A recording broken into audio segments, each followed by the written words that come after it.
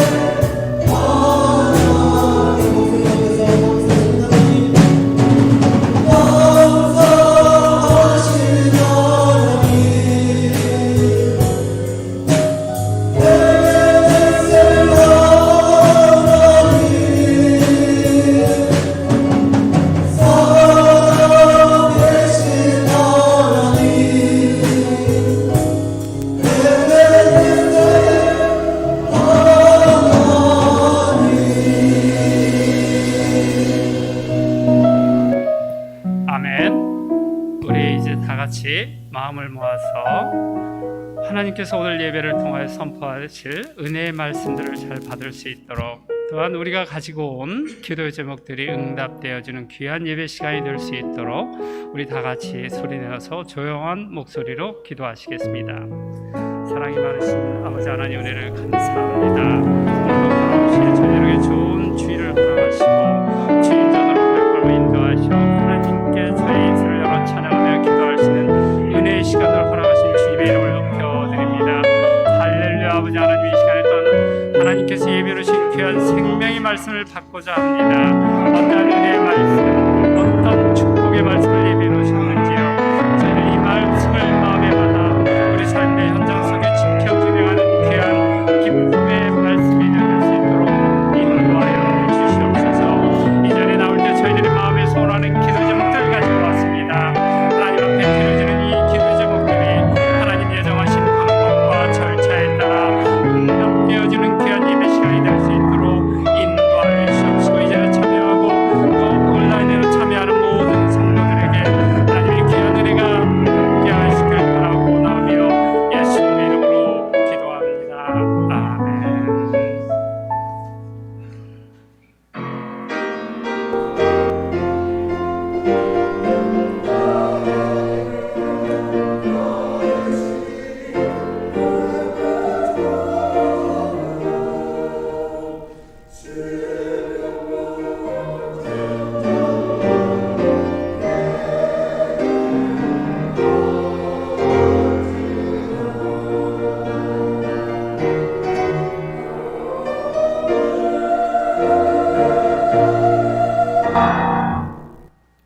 사도신경으로 우리의 신앙을 고백하겠습니다.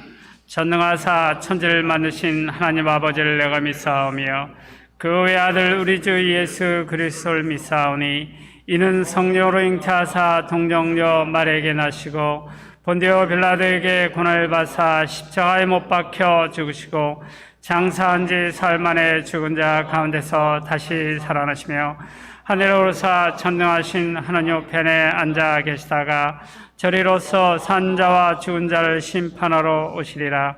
성령을 믿사오며 거룩한 공예와 성도가 서로 교통하는 것과 죄를 사하여 주시는 것과 몸이 다시 사는 것과 영원히 사는 것을 믿사옵나이다. 아멘. 자리에 앉으시기 바랍니다. 교회 소식을 알려드리겠습니다. 오늘도 현장 예배에 참여하신 우리 성도님들, 또한 온라인으로 참여하고 계시는 우리 성도님들을 주님의 이름으로 환영합니다. 다음 소식, 다음 주일입니다. 8월 8일 2부 예배 후에 저희 엘리펀트 파크에서 바베큐 점심을 하려고 합니다. 그래서 시간은 2부 예배 마치고 바로 출발해서 오후 1시에 엘리펀트 파크에서 바베큐 점심을 하려고 하니까 현장 예배에 참여하신 우리 성도님들, 또 온라인에서 예배드리고 있는 우리 성도님들도 가급적 많이 참석해 주시면 좋겠습니다. 다음 광고, 학생부 아버지들이 주최로 해서 우리 학생들 캠핑이 예정되어 있습니다. 시간은 8월 12일서부터 14일까지 위에서 아이들에게 좋은 신앙의 추억의 그 캠핑이 될 수 있도록 위에서 기도해 주시면 고맙겠습니다. 다음 주 전교인 성경 읽기는 에레미야 1장부터 에레미야 25장까지입니다. 이제 다른 광고 없으시면 우리를 대신해서 이승준 장로님 기도해 주시겠습니다.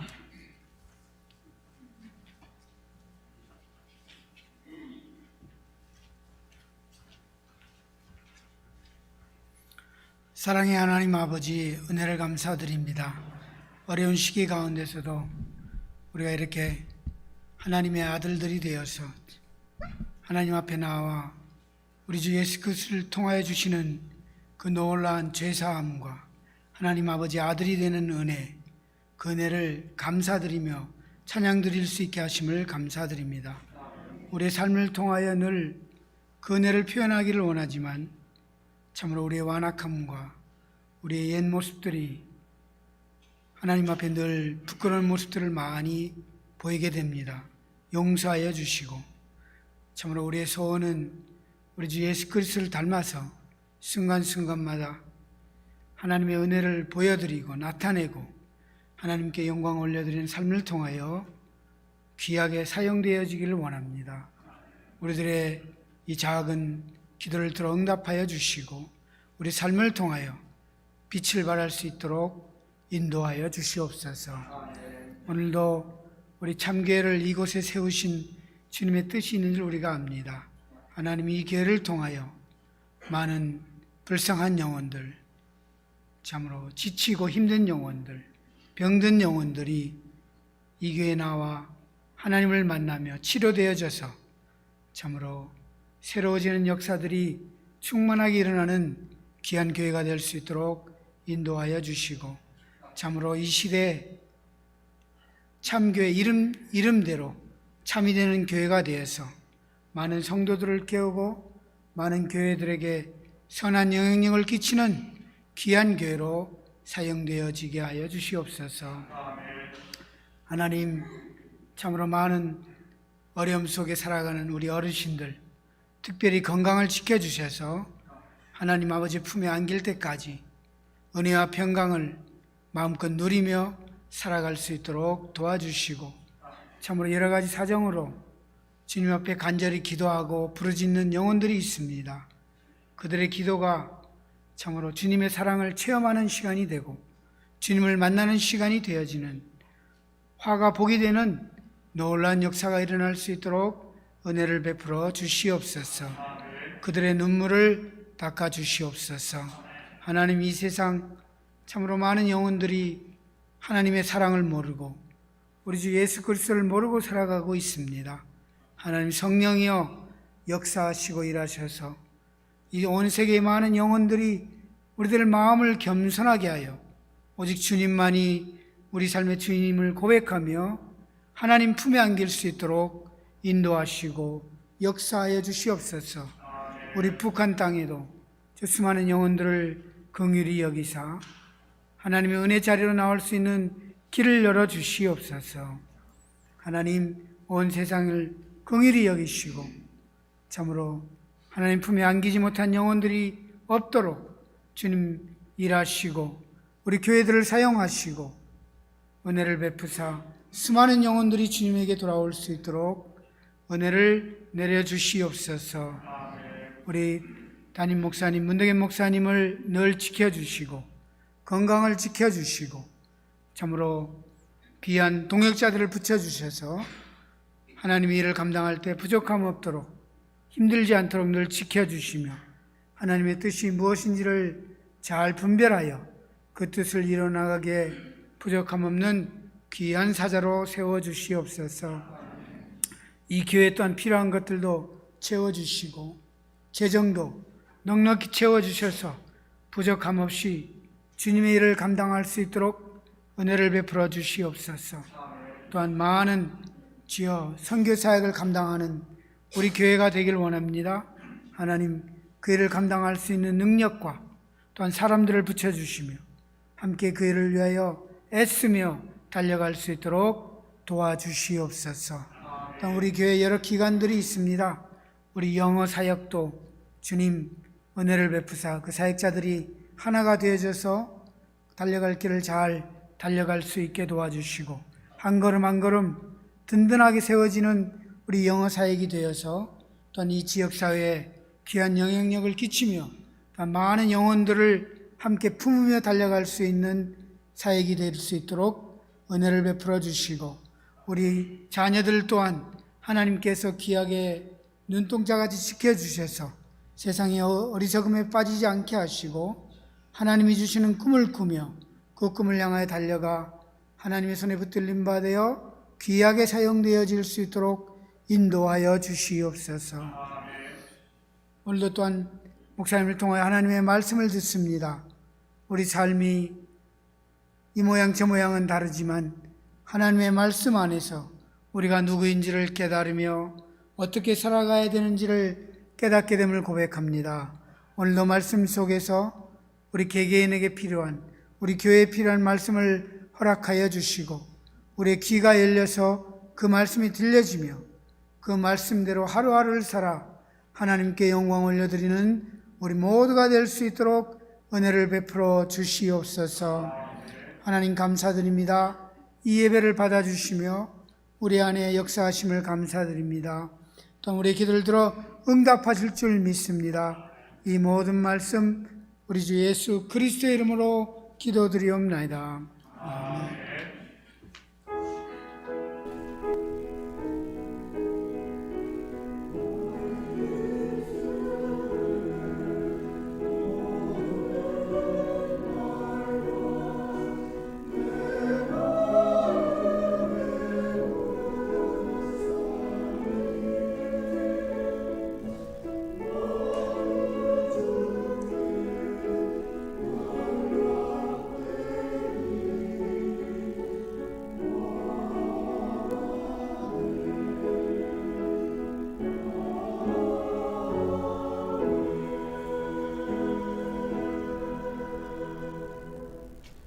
이제 오늘의 성경 말씀을 읽는 시간을 갖도록 하겠습니다. 오늘 본문 말씀은 누가복음 16장 14절에서 31절까지의 말씀입니다. 누가복음 16장 14절에서 31절까지 여러분과 제가 한 절씩 읽도록 하겠습니다. 바리새인들은 돈을 좋아하는 자들이라 이 모든 것을 듣고 비웃거늘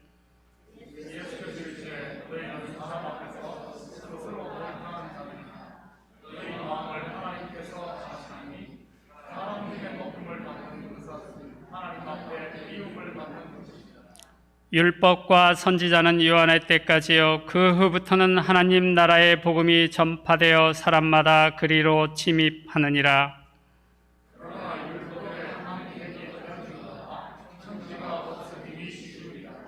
무릇 자기 아내를 버리고 다른 데 장가드는 자도 간음함이요 무릇 버림당한 여자에게 장가드는 자도 간음함이니라.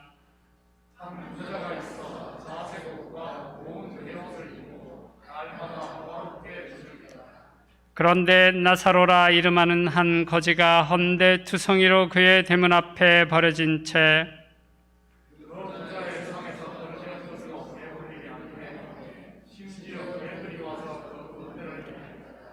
이에 그 거지가 죽어 천사들에게 받들려 아브라함의 품에 들어가고 부자도 죽어 장사되매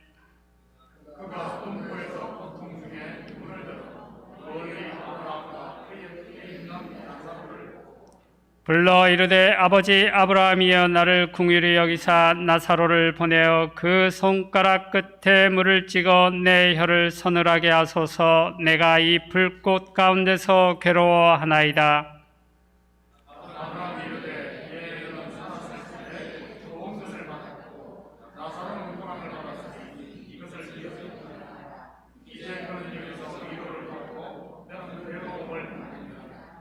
그뿐 아니라 너희와 우리 사이에 큰 구렁텅이가 놓여 있어 여기서 너희에게 건너가고자 하되 갈 수 없고 거기서 우리에게 건너올 수도 없게 하였느니라.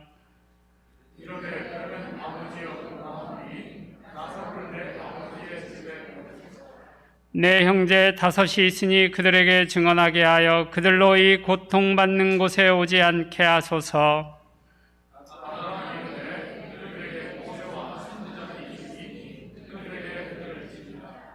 이르되 그렇지 아니하니이다. 아버지 아브라함이여 만일 죽은 자에게서 그들에게 가는 자가 있으면 회개하리이다.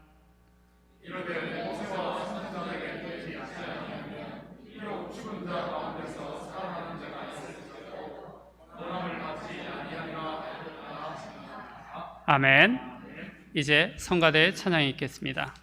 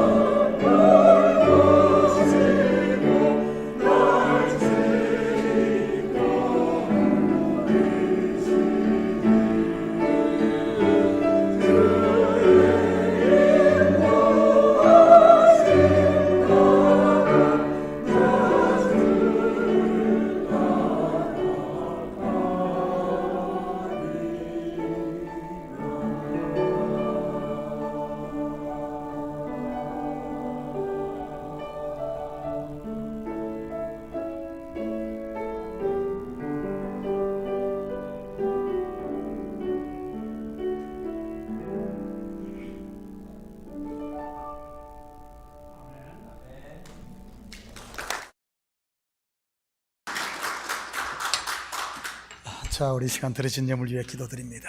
사랑의 아버지 하나님, 참으로 감사드립니다.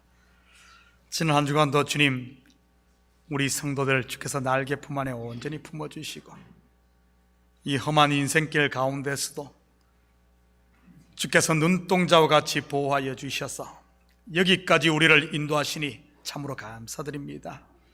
이 시간 우리 성도들 심령에 에베네셀의 돌을 세우게 하시고 여기까지 인도하신 하나님께서 우리의 앞길도 온전히 인도하실 줄 믿사오니 여호와의 시간 감사함으로 주님 앞에 예배드리는 성도들 이 예배를 받아 주시옵소서.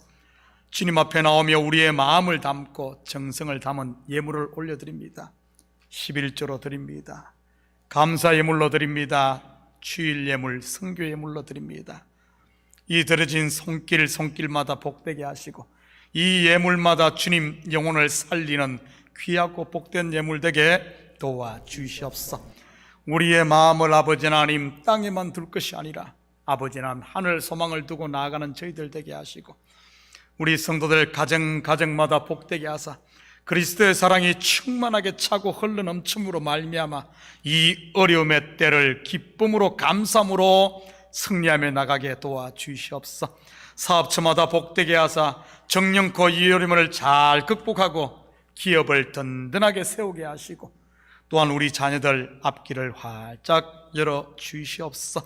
이 예물이 쓰이는 곳마다 주의 영광 드러나게 하시고 영혼 구령사업과 선교사역과 구제사역에 온전히 쓰일 줄 믿사오며 이 모든 말씀 예수님의 이름으로 기도드립니다. 아멘. 좋은 아침입니다. 우리가 일상에서 쓰는 말 중에 딜레마라는 단어가 있습니다. 이 단어는 그리스어 이 디라는 즉 두 번이라는 말과 레마 즉 제한이라는 말의 합성으로서 두 개의 제한이라는 말입니다. 이런 것 선택해야 하는 길은 두 가지 중 하나로 정해져 있는데 그 어느 쪽을 선택해도 곤란한 경우를 일컫는 말이지요. 고사성어로 말한다면 진퇴양난이라고는 할까요? 사실 이 시대 예수를 믿는 많은 성도들이 이 딜레마에 빠져 있습니다. 부자로 살아야 하나 아니면 거지로 살아야 하나 말이지요. 여러분은 부자로 살다 지옥 가기를 원합니까? 아니면 거지로 살다가 천국 가기를 원합니까? 부자로 살다가 지옥 가겠다는 사람은 이곳에 단 한 명도 없을 겁니다. 다들 거지로 살더라도 천국에 가겠다고 말은 할 겁니다. 그런데 정말로 그렇게 할 자신 있습니까? 아마 아무도 없을걸요. 하나님께서 저에게 특별한 은사를 주신 게 있는데 바로 사람의 마음을 이렇게 꿰뚫어 보는 투시의 은사입니다. 이 시간 그 은사를 사용해서 여러분의 마음을 한번 제가 스캔을 해보도록 하겠습니다. 몸은 스캔하지 않을 테니까요 괜히 그렇게 부담 갖지는 마시고 마음만 제가 한번 스캔하도록 하겠습니다. 여러분의 마음을 한번 쫙 스캔해 보니 모두가 한결같이 부자가 되어 하고 싶은 것 다 하며 멋있게 살다가 천국 가기를 원하고 있습니다. 아닌 사람 손들어 보시기 바랍니다. 그런데 하나 심각한 문제가 있습니다. 성경은 분명하게 부자가 천국에 들어가는 것이 낙타가 바늘기로 들어가는 것과 같다고 하며 천국에 들어갈 수 없다고 못을 받고 있으니 말이지요. 성경을 겉으로만 보면 이런 딜레마에 빠지게 됩니다. 혹시 여러분 가운데 이러한 딜레마가 있는 분들은 오늘 제 설교를 잘 따라오시기 바랍니다. 그러면 자유할 테니 말이지. 사도 바울이 디모데에게 한 말처럼 배우고 확신한 것에 거해야 됩니다. 오늘 비유 또한 모두가 다 아는 내용입니다. 한 부자가 화롭게 살다가 죽어 지옥 갔습니다.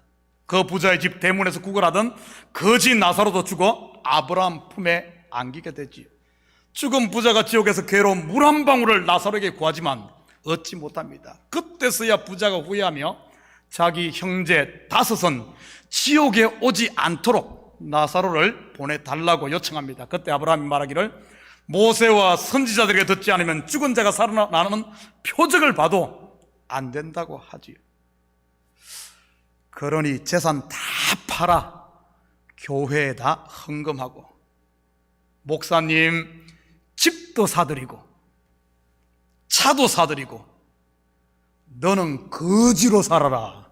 그러면 천국 간다. 할렐루야. 이렇게 설교하면 얼마나 설교가 쉽겠습니까? 명쾌하지요. 그냥 뭐 간단해버립니다. 이러면 저도 좋겠습니다. 쉽게 설교하고 집도 받고 차도 받으면 말이지요. 그런데 그러면 또 한 가지 이 딜레마가 생기네요. 성도들은 다 거지가 되어서 천국을 가는데 목사인 저는 부자 되어서 지옥 가니 말이지요. 먼저 여러분에게 묻겠습니다. 오늘 이 비유는 누구에게 하는 말씀일까요? 부자일까요? 아니면은 거지일까요? 부자들에게 더 이상 그렇게 살지 말라는 말일까요? 아니면은 거지들에게 그렇게 계속 힘내서 거지로 살라는 말일까요? 죄송하지만 오늘 비유의 주인공은 거지가 아닌 부자가 주인공입니다.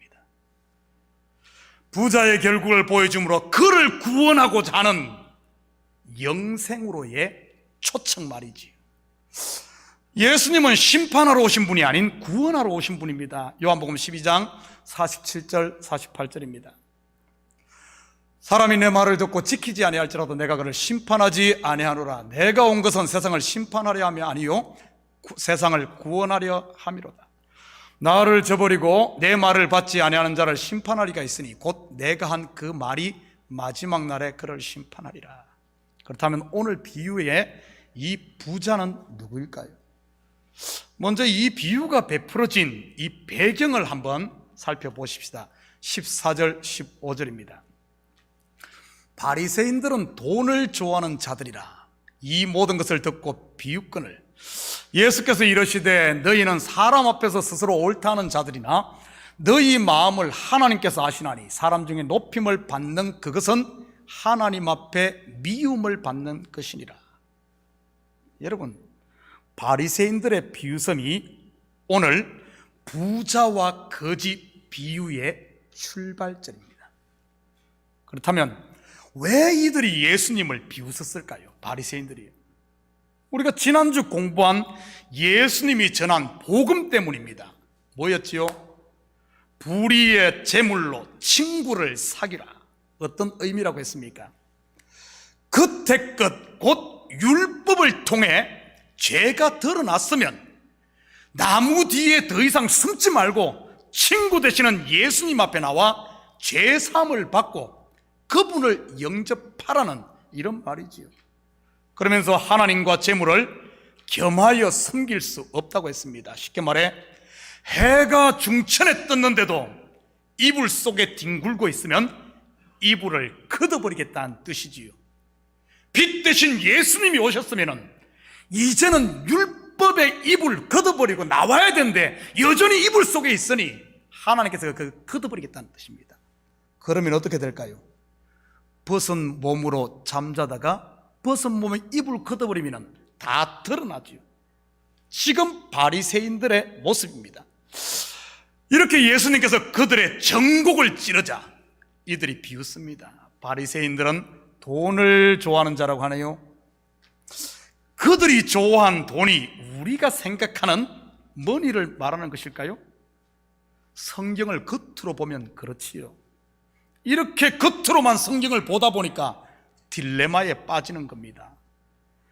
돈 좋아하지 않는 사람 있습니까? 그리고 이 시대 돈 없이 살 수 있습니까? 성경에서 이 돈의 실체가 무엇을 말하는 것일까요? 오늘 본문 15절에 보면은 너희는 사람 앞에서 스스로 옳다는 자들 곧 그들이 생명처럼 붙들고 있던 율법에서 난 의, 사람들에게 높임 받고 싶어 하는 것, 잘난 척 하고 싶은 것, 이것을 오늘 돈이라고 하는 겁니다. 사람은 누구나 이 자기 속이 들키면 비웃지요. 우리는 성경에서 이 바리새인처럼 비웃다가 하나님께 들통난 한 사람을 만나볼 수 있습니다. 누굴까요?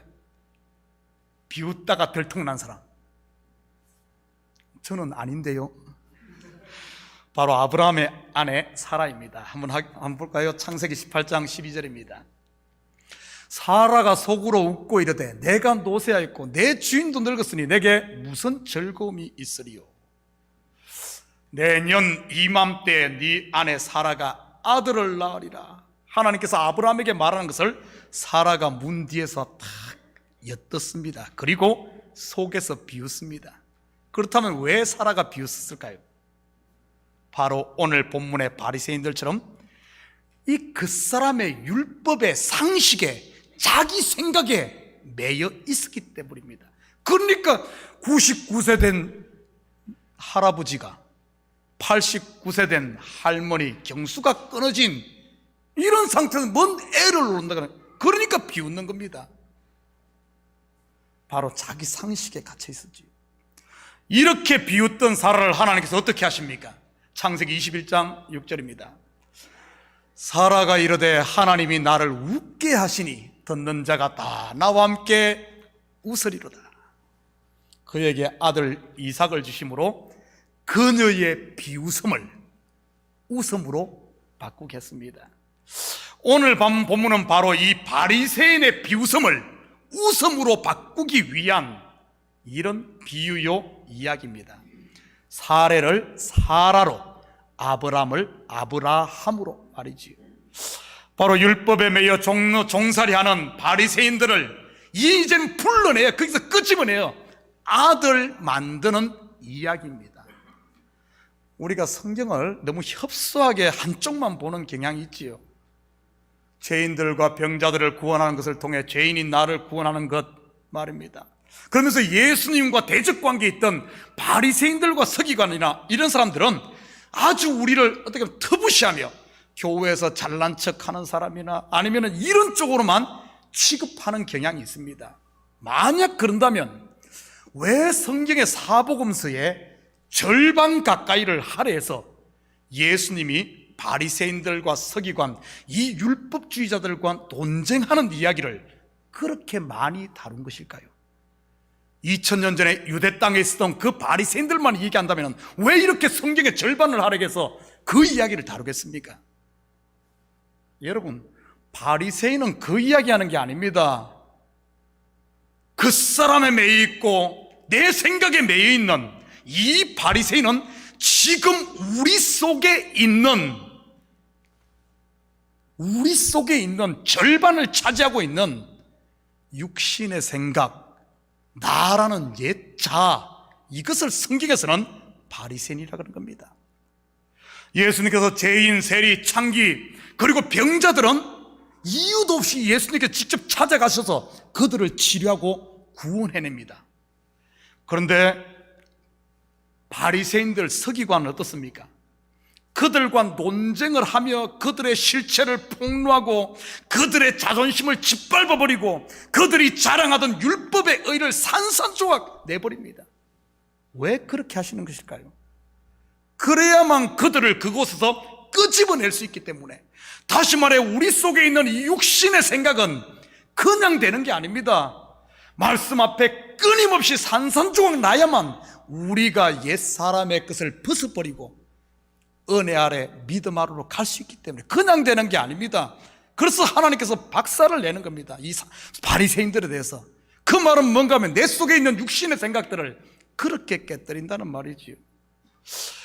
그런데 보십시오. 성경에 참 재미있는 사실은 이 예수님 살아계실 때 그렇게 다투고 논쟁하던 이 바리새인들 끝까지 예수님은 거절하는 것 같은데 그들이 언제 돌아오는 줄 압니까? 예수님께서 십자가에 못 박혀 죽자 바리새인 공회원이었던 니고데모와 성경의 부자로 나오는 아리마대 요셉, 이 두 사람이 커밍아웃합니다.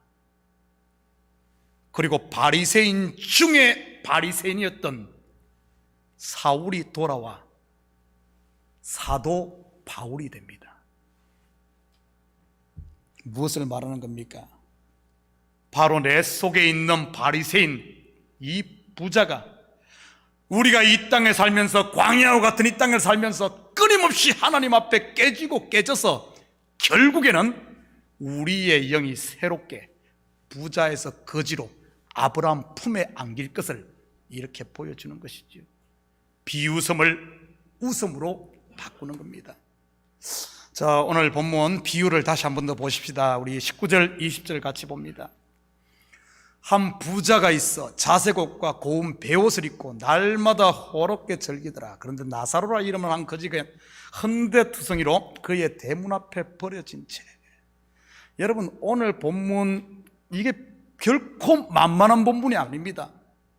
어쩌면은 지난주도 어려웠는데 오늘 이 본 비유는 더 어려울 수 있어요. 왜냐하면 우리가 너무 쉽게 겉으로만 보기 때문에 그렇습니다. 좀 오늘 깊이 있게 보면 이 이야기가 뭔 이야기인지를. 한 부자도 거지도 전부 내 속에 있다고 했습니다. 그렇다면 부자가 호화롭게 즐기고 나사로가 거지로 살던 오늘 본문에서 살아있을 때는 언제를 말하는 것일까요? 그냥 단순히 육신의 숨이 붙어 있을 때를 말하는 것일까요? 화롭게 살고 거지를 사는 것. 16절 우리 한번 봅니다. 오늘 보면 16절. 율법과 선지자는 요한의 때까지요, 그 후부터는 하나님의 나라의 복음이 전파되어 사람마다 그리로 침입하느니라. 율법과 선지자는 요한의 때까지요. 이 비유에서 말하는 삶과 죽음은 우리가 생각하는 육신이 살아있을 때와 죽었을 때를 말하는 게 전혀 아닙니다. 지금까지 여기 있는 사람 단 한 명도 이렇게 생각 안 해요. 다 그냥 살고 죽고 그렇게만 생각했을 겁니다. 그 이야기 아니에요. 여기는 바로 예수님이 천국 복음을 전하시기 전까지, 곧 율법의 시대까지가 살아있을 때입니다. 살았을 때 곧 율법 시대는 그 사람인 율법이 왕노릇한 것이지요. 율법에 거쳐져 있던 이 바리새인이 호화롭게 살면서 왕노릇하고 이렇게 했습니다. 그에 비해 그 속에 있는 속사람 영은요, 완전 거지로 살았지요. 심지어 개들이 와서 그 헌대를 얄는다는 말은 이방인 죄인으로 취급받았다는 뜻입니다.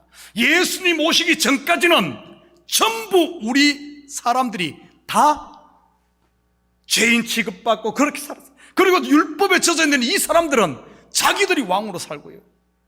사도 바울은 이것을 로마서에서 이렇게 표현합니다. 로마서 8장 22절 23절입니다. 피조물이 다 이제까지 함께 탄식하며 함께 고통을 겪고 있는 것을 우리가 아느니라. 그뿐 아니라 또한 우리 곧 성령의 처음 익은 열매를 받은 우리까지도 속으로 탄식하여 양자될 것 곧 우리 몸의 속량을 기다리느니라. 바로 우리의 영은 율법 아래에서 신음하며 하나님의 손길인 메시아만을 기다리며 거지로 기다리고 있었다는 뜻입니다. 22절 계속 봅니다. 이에 그 거지가 죽어 천사들에게 받들려 아브라함의 품에 들어가고 부자도 죽어 장사되매. 이 죽음은 우리가 생각하는 그런 육신의 죽음을 말하는 게 아니라고 했습니다. 바로 예수님께서 오셔서 천국 복음을 전하는 바로 그때를 말하는 거죠. 죄인들은, 거지로 살던 죄인들은 죄사함 받아서 살아나고, 살았다고 하는 이 율법으로 왕노릇하던 살았다고 하는 자들은 자기의 죽음이 폭로된 그때 말이지요. 바로 거지는 아브라함 품에, 아브라함 믿음의 조상 아닙니까? 거지로 살던 그들은 예수 그리스도를 영접함으로 아브라함 품 믿음으로 말미암아 안식하게 되고 영혼의 자유함을 누리게 되고, 반대로 부자로 살던 바리새인, 자기가 최고라고 살던 그들은 예수님이 오시자, 천국의 빛이 비치자 자기가 죽은 자임을 다 폭로당하는, 바로 그걸 이야기합니다. 복음을 듣자 우리의 영은 살아나고, 자기를 위해 살던 우리의 옛사람, 우리 옛 생각들, 이런 것들은 더 이상 설 곳이 없었게 되는 거죠. 바로 부자가 장사되는 것입니다. 사도 바울의 표현을 하면 배설물처럼 버려지게 되는 것이지요. 사도 바울이 예수님 만나기 전에는 왕 중의 왕처럼 살았지 않습니까? 전부 다 죄인들, 저 예수 믿는 죄인들 다 죽여야 된다고 이러고 다니지 않았습니까? 그러다가 빛을 보자, 다음에서 예수 만나자 자기가 죽은 자고 저들이 산 자임을 발견하게 되지요. 그래서 그는 자기가 쥐고 있던 그 부자, 배설물처럼 버리지 않습니까? 24절 계속 봅니다. 불러 이르되 아버지 아브라함이여 나를 긍휼히 여기사 나사로를 보내 내 손가락 끝에 물을 찍어 내 혀를 서늘하게 하소서. 내가 이 불꽃 가운데서 괴로워하나이다. 여러분 막 머리가 막 혼란스러울 겁니다. 지금까지 뭐 한 놈 지고 한 치고 천고 이렇게 생각했는데, 지금 이 이야기, 그 이야기 우리 속에서 일어나고 있는 내 이야기입니다. 내 이야기. 그런데 배설물처럼 버려져야 할 이 육신의 생각인 부자가 우리 속에서 다시 살겠다고 발버둥을 치지요. 물 한 방울 달라고 살겠다고 난리를 치는 겁니다. 지금 우리 속에 그러고 있지 않습니까? 이 부자가 끊임없이 나를 물 한 방울 달라고, 버려져야 되는데, 포기해야 되는데, 배설물처럼 버려야 되는데 지옥에서도 물 한 방울을 찾고 있어요. 그러다 보니까 우리가 자꾸 거기에 귀를 기울이지 않냔 말이지요. 바로 머리 밟힌 뱀의 마지막 몸부림이라고나 할까요? 이 부자의 물 한 방울 달라는 것이. 사도 바울은 자기 속에 있는 이 부자의 몸부림을 이렇게 묘사하고 있습니다. 로마서 7장 21절 24절입니다. 그러므로 내가 한 법을 깨달았노니 곧 선을 행하기 원하는 나에게 악이 함께 있는 것이로다. 내 속사람으로는 하나님의 법을 즐거워하되 내 지체 속에서 한 다른 법이 내 마음의 법과 싸워 내 지체 속에 있는 죄의 법으로 나를 사로잡는 것을 보는도다. 오호라 나는 공고한 사람이로다. 이 사망의 몸에서 누가 나를 건져내랴. 그렇다면 우리 속에는 이 물 한 방울 찾는 부자의 부르짖음이 없을까요? 왜 없겠습니까? 자기 의견과 조금만 다르면 당을 지어서라도 관철시켜 나의 옳음을 증명하려고 하는 이런 부자, 용서해야 되는 줄 알지만 용서하지 못하는 내 마음의 이 부자, 조금만 내 눈에 거슬려도 판단하고 정죄하고픈 입이 간질간질한 부자, 매 한숨 쉬며 근심케 하는 부자, 만사의 불만인 입이 나팔처럼 나와 있는 원망의 부자 등등 수도 없이 우리 속에 이 부자가 있지요. 지옥불에 들어가서도 죽지 않고 계속 기어나오는 바리새인, 곧 육신의 생각 말이죠. 이걸 다른 성경에서는 썸뿌리라고 말하고 있습니다. 썸뿌리. 26절 계속해서 봅니다. 그뿐 아니라 너희와 우리 사이에 큰 구렁텅이가 놓여 있어 여기서 너희에게 건너가고자 하되 갈 수 없고 거기서 우리에게 건너올 수도 없게 하였느니라. 거듭난 우리의 속사람이 다시 옛날로 돌아갈 수 없게 하는, 여러분 이 구렁텅이가 뭘까요? 우리는 이런 구렁텅이를 출애굽기에서 만나볼 수 있습니다. 바로 홍해입니다. 6월절 어린 양의 피로 구원받은 이스라엘 백성들이 마른 땅으로 걸어서 홍해를 건너지요. 구속사에서 이것은 무엇을 말하는 것입니까? 한 번 거듭난 사람은 다시 홍해를 건너 애굽으로 돌아갈 수 없다는 이런 말입니다. 왜냐하면 돌아가고 싶어도 돌아가려고 하면 할수록 하나님께서 계속해서 그 길을 막고 부수기 때문에 그래요. 60만 명이 넘는 이스라엘 백성들이 홍해를 건너 광야로 나왔는데 그 60만 명이 다 애굽으로 돌아가려고 했습니다. 돌아가자. 조금만 어려워도 돌아가자. 그런데 그 홍해 구렁텅이를 건너 돌아간 사람은 단 한 명도 없습니다. 경상도 말로 다리 몽댕이를 부러뜨려서라도 애굽으로 돌아가게 하는 것이 아니라 가나안으로 데리고 가는 것이지요. 그렇게 하시겠다는 것이 하나님의 약속이고 언약입니다. 27절 28절 계속 봅니다. 이르되 그러면 아버지여 구하노니 나사로를 내 아버지의 집에 보내소서. 내 형제 다섯이 있으니 그들에게 정언하게 하여 그들로 이 고통받는 곳에 오지 않게 하소서. 본문의 이야기는 비유라는 사실을 놓쳐서는 안 됩니다.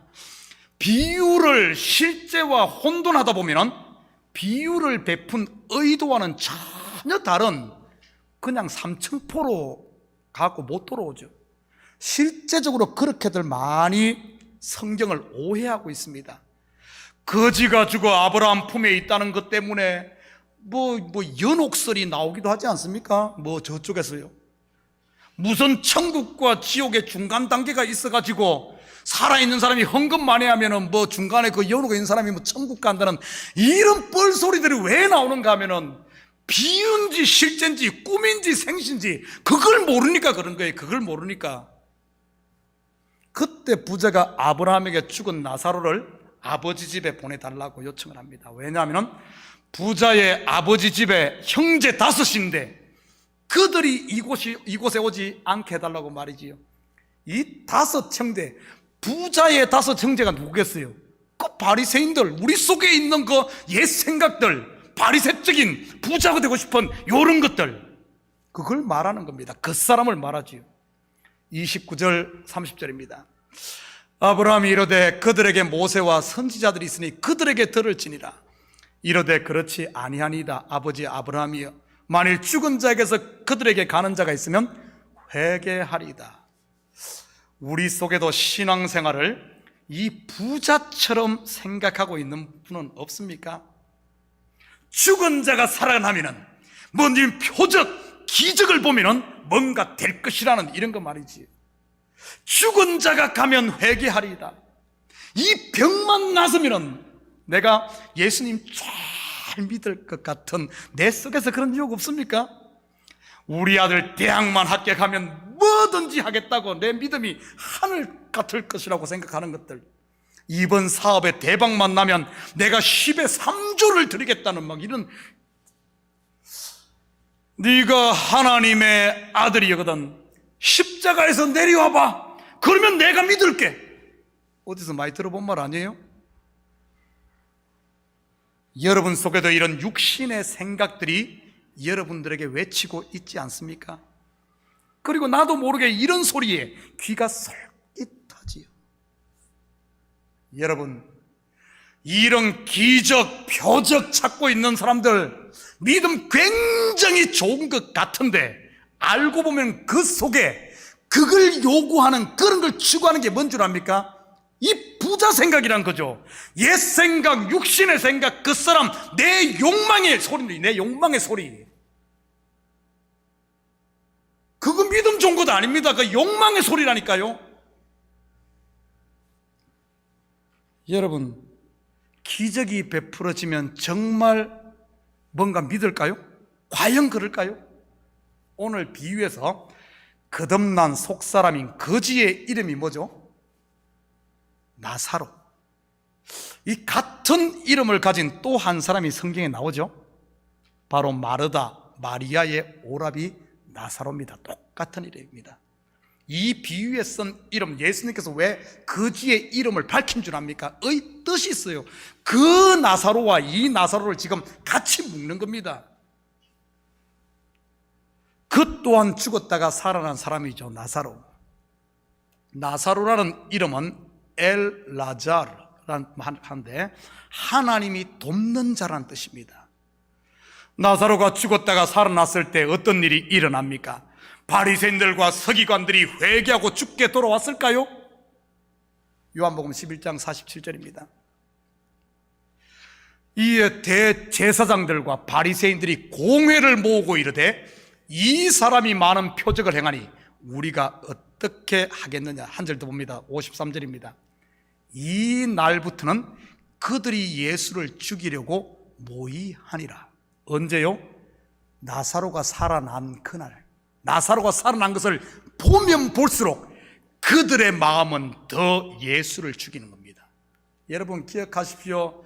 막 기적 보고 싶죠, 이적 보고 싶죠, 막 이런 거 보면은 그게 믿음 좋아질 것 같죠? 그게 욕망을 채우는 길이요, 자기 욕심 욕망으로 가서 결국에는 하나님의 은혜를 물거품 만들어버리고, 내가 기도 많이 해서 내가 뭐 그러니까 나는 특별하게 기적 행한 줄 알고 예수를 십자가 못 박아 죽이는 길입니다. 여러분 속에 기적 보고 싶은 건 다 있죠? 왜 없겠어요? 저도 있죠. 아픈 사람 있으면 하나님 저 제발 좀 이 속에 이 손에 막 불을 내려가지고 좀 이렇게 우리 속에 다 있습니다. 다 있어요. 다 있어. 그것 쫓아서 그것 따라가다 보면은 결국에는 예수 죽이는 길이란 거예요. 그들이 믿고 돌아왔나요? 아닙니다. 오히려 반대이죠. 죽은 나사로가 살아난 기적을 보고 오히려 예수를 죽이려고 결의를 해버립니다. 무슨 말입니까? 기적과 표적이 이 육신의 생각인 부자에 매여 있는 자꾸 글로 가는 우리를 살리는 게 아니라 오히려 점점 그걸 키워가는 겁니다. 키워가는 것. 사도 바울은 이러한 부자의 생각에 대해 이렇게 말하죠. 유대인들은 표적을 구하고, 표적, 기적, 한방을 노리는 한탕주의, 이것들 전부 믿음에서 나오는 것이 아니라 육신의 생각에서 나오는 내 욕망의 소리, 부자의 부르짖음이라는 것을 잊지 마시기 바랍니다. 겉으로만 보면 부자의 말이 맞는 것 같죠. 죽은 사람이 살아나면 회개할 거야. 착각입니다. 기적 쫓아다니는 신앙, 믿음 좋은 것 같지만은 아니라는 사실입니다. 그렇다면 율법의 부자에 이런 것에 더 이상 매이지 않고 해방되어 참된 자유함을 누리고 사는 길은 무엇일까요? 우리 31절 같이 봅니다. 이르되 모세와 선지자들에게 듣지 아니하면 비록 죽은 자 가운데서 살아나는 자가 있을지라도 권함을 받지 아니하리라 하였다 하시리라. 모세와 선지자에게 듣지 아니하면 무슨 말입니까? 모세와 선지자가 외친 말씀이 뭐죠? 바로 메시아 예수 그리스도이지요. 확인합니다. 누가복음 24장 44절입니다. 또 이르시되 내가 너희와 함께 있을 때 너희에게 말한 바 곧 모세의 율법과 선지자의 글과 시편에 나를 가리켜 기록된 모든 것이 이루어져야 하리라 한 말이 이것이라 하시고, 모세와 선지자가 외친 것은 단 하나입니다. 메시아 예수 그리스도, 그분이 와야 된다. 그분이 와야 된다. 다시 말해 그들이 외친 예수 그리스도의 이 복음만이, 이 복음을 들을 때 우리 속에 있는 이 부자, 바리새인, 내 생각, 나를 쫓아가려고 하는 이런 것들, 자기를 자랑하려고 하는 여기에서 매이지 않고 사는 길이란 거죠. 복음을 들어야 한다는 말입니다. 나를 살리기 위해 독생자 예수 그리스도를 십자가에 내어준 하나님의 그 사랑의 이야기, 그걸 들을 때 내 속에 요동치는 부자에게 끌려가지 않고, 부자로 예수 믿으면서 막 그렇게 살지 않고 정말 자유함을 누린다는 말입니다. 혹시 아직도 분노와 원망의 지옥불 속에서 일을 가는 내 속에 부자를 붙들고 살고 있지는 않습니까? 여러분 한번 생각해 보십시오. 여러분 지금 예수를 믿고 하나님은 평안이다, 평안이다, 아브라함 품에서 안식을 누리며 그렇게 자유함을 누리라고 우리에게 아들을 보냈는데 우리는 여전히 불구덩이 속에서 내 속에 갇혀서 시기와 질투에 부자고 짝하고 원망과 한숨에 부자고 짝짝꿍이 되고 서운함에 부자, 미움에 부자, 어떻게든 잘나고 싶어하는 부자, 나를 알아주려고 하는 부자, 그것에 매여가지고 나 혼자 이 시간 예배드리는데 다 기쁨으로 할렐루야 하는데 뭐가 좋아서 저 인간들은 저런지 모르겠다고 이러면서 혼자 불구덩이 속에서 그러고 있지는 않냔 말이지요. 이 부자는 딴 곳에 있는 것이 아닙니다. 바로 우리 속에 있어요. 우리 속에. 너는 지금 아브라함 품의 믿음으로 그리스도 안에서 안식을 누릴래? 아니면 언제까지 예수 믿으면서 니만 잘난 척 하면서 불구덩이 속에 그러고 있을래? 언제까지 그럴래? 야, 이제 좀 나와라. 거기서 나와서 우리 함께 즐기고 함께 하나님의 이름을 찬양하고 그분의 은혜를 전하며 살자. 하나님이 다 잔치 살찐 송아지 잡고 채산급 포도주로 착 차려놨으니까 좀 와서 같이 먹자. 그런데 안 갈래요. 내가 어떻게 저 인간들하고 같이 합니까? 우리 앞에서 봤잖아요. 돌아온 탕자가 아니죠. 이런 아들을 찾는 아버지 비유에 지금 그 형이 지금 오늘 본문에 나오는 부자라는 겁니다. 오늘 부자, 길 잃었다가 돌아온 아버지가 찾을 때 못 이긴 척하고 돌아와서 잔치자리에서 아버지 가락지 끼고 옷 입고 잔치 부리고 있는 요 속사람, 은혜 아래 있는 요 사람이 오늘 거지예요. 거지. 똑같은 이야기입니다. 거기서는 천국 지옥으로 안 풀면서 꼭 이 비유에서는 전부 부자들 지옥 간다 그러고 이런 식으로 겉으로만 봐놓으니까 딜레마에 빠져 있는 거예요. 딜레마에 빠져. 사랑하는 성도 여러분, 성경에서 부자는 바로 자기 의에 매여 율법의 종로로 타는 바로 내 속에 남아있는 요 옛사람 바리새인 요것이 부자예요. 더 이상 부자는 천국에 못 들어간다는 이 막연한 두려움에 사로잡혀 스스로를 속이는 딜레마에 빠져 살지 마시기 바랍니다. 자유하십시오. 우리 교회 부자들 많죠?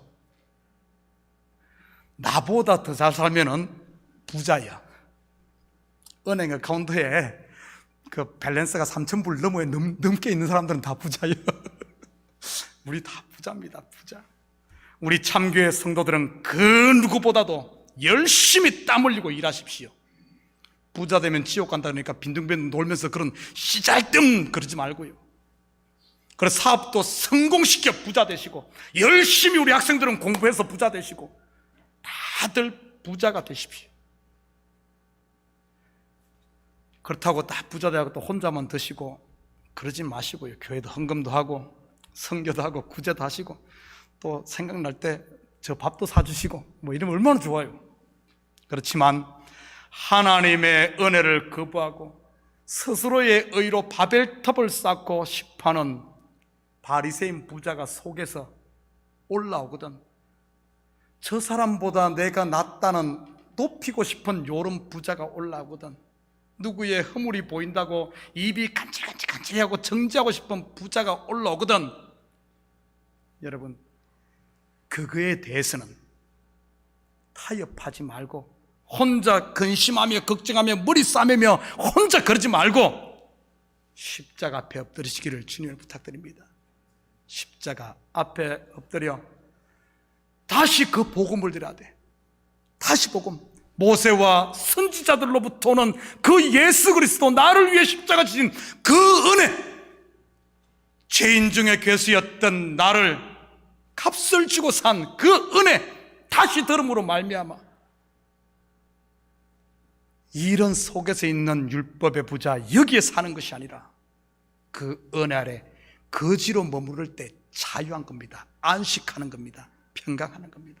그래서 이 한 주간도 더 이상 여러분 마음속에서 타고 있는 불 속에서 고통하는 삶이 아닌 아브라함의 품, 곧 은혜 안에서 자유를 누리시며 여러분 속에 그리스도의 빛이, 은혜의 빛이, 감사의 빛이 이렇게 여러분 좀 강해놔야 될 것 아닙니까? 하나님이 기뻐하는 것은 매 하나님과 동행하는, 같이 걷는, 같이 사는 그 자체가 영광이지, 우리가 막 축구하고 한 골 넣고 갔다가 막 이거 드십시오 해서 영광이 아닙니다. 1등에게도 영광을 받으시고, 꼴찌에게도, 하나님과 동행하는 꼴찌에게 영광 받으시고, 비록 내가 넘어져서 사망의 엄침한 골짜기를 걷더라도 주의 지팡이와 막대기를 보고 그걸 붙들고 간다면은, 사람들은 나를 죄악의 구렁텅이에 빠졌다 그럴지 몰라도 하나님은 그곳에 하나님과 동행하는 거기서 영광 받는 줄 믿습니다. 그래서 이 한 주간도 이런 하나님께서 주신 은혜를 누리며 좀 하나님의 기쁨이 되며 사는 이런 복된 한 주간 되기를 주님의 이름으로 축복합니다. 같이 기도하십시다. 사랑의 아버지 하나님, 참으로 감사를 드립니다. 아들의 값을 주고 우리를 사서 이제는 아브라함 품에서 안식하며 하나님의 은혜를 전하라고 했건만, 자꾸만 아버지 하나님, 이 우리가 바리새인이 되어 부자가 되어 자꾸 내 욕망을 쫓다 보니까 신앙생활 하면서도 안식이 아니라 오히려 머리를 싸매고 있지는 않습니까? 물 한 방울에 아버지 함 끌끌거리고 있지는 않습니까? 하나님, 우리 자신을 보게 하시고 내 속에 육신의 법이 우리를 유혹한다 할지라도 그런 마음이 일어날 때마다 다시 복음 앞에, 십자가 앞에 섬으로 아버지 하나님, 은혜로다, 은혜로다, 나를 통해서는 주님만 드러나는, 나는 간곳 없고 주님만 드러나는 이런 승리의 삶을 사는 우리 식구들 다 되게 도와주시옵소서. 감사드리며 예수님의 이름으로 기도드립니다. 아멘. 저 오늘 괜히 저 혼자만 열내가지고 이거 시간도 많이 갖고 참 그렇습니다. 안 그랬으면 여러분 다 졸아요. 이거 생전 처음 들어보는 이런 거 들으면 목사님 지금 뭐하나 이럴 것 같아서. 그런데 오늘 아무도 안 졸고 또 이렇게 다 들으시니 감사합니다. 자, 우리 다 같이 자리에서 일어납니다. 우리 찬송 350장 우리 찬송 들으신 후에 축도로 예배를 마칩니다.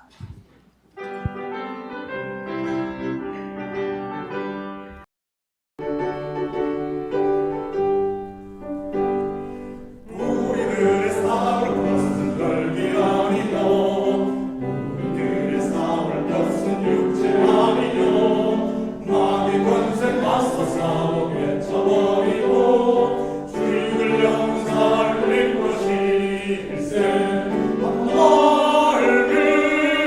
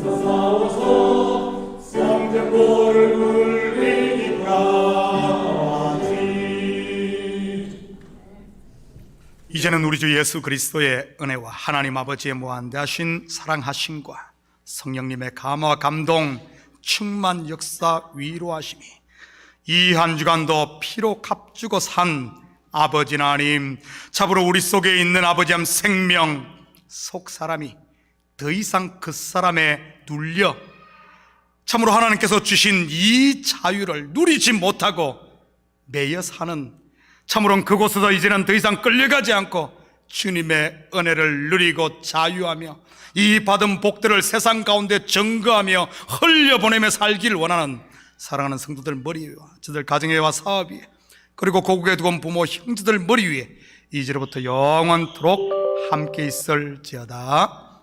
아멘.